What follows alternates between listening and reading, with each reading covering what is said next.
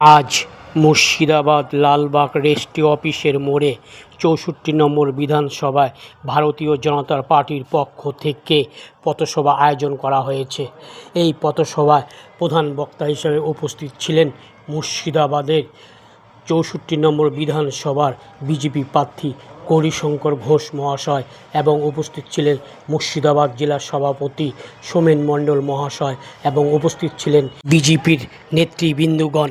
সেই ছবি তুলে ধরেছে রিয়া নিউজের প্রতিনিধি मुर्शिदाबाद लालबाग থেকে दीपक करेर रिपोर्ट रिया न्यूज़।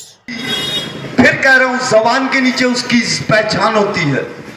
हमारे सेंट्रल लीडर उसको कह रहे हैं मोटा साला भाई, मोटा भाई साला, क्या अल्फाज है उनका। और भाई भाई, मोटा भाई, साला भाई, ये आंटी का लैंग्वेज। ये जबान होगा तो उसका हाफ पेन लीडर लो, आपको जो भी बोल दे ये कान से सुनिएगा, उड़ा दीजिएगा। ये लोग तो हाफ पैंट। तो आंटी, आप जिसको मोटा भाई साला कहीं, आपका फिल्म रेडी कर दी है, रेडी। और फिल्म আজকে যে রাজ্যের মুখ্যমন্ত্রী মহিলাদের রাত্রে বেরোতে নিষেধ করে, যে রাজ্যে কর্মসংস্থান নেই, যে রাজ্যে জীবন জীবিকা নেই, সে রাজ্যের মানুষ পরিবর্তন চাইছে, ডবল ইঞ্জিন সরকার চাইছে, অর্থাৎ বিজেপির সরকার চাইছে।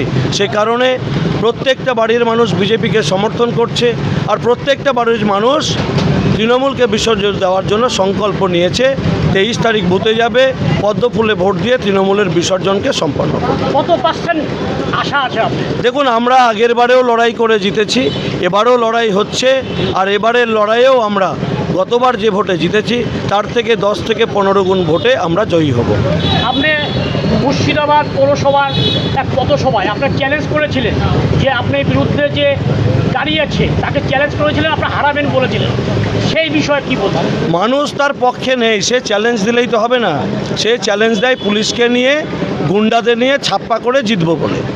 ওনার হিম্মত থাকলে বলুক না যে আমার একটাও গুন্ডা নামবে না, একটাও পুলিশ নামবে না, একটাও ছাপ্পা হবে না। এই হিম্মত তাদের নেই, কারণ মানুষ তাদের পাশে নেই, মানুষ তাদেরকে ভোট দেবে না। বিজেপিকেও বলে বহিরাগতের দল, বলে আমরা হিন্দি বলাইয়ের দল, আমরা নাকি বাঙালিদের দল নয়।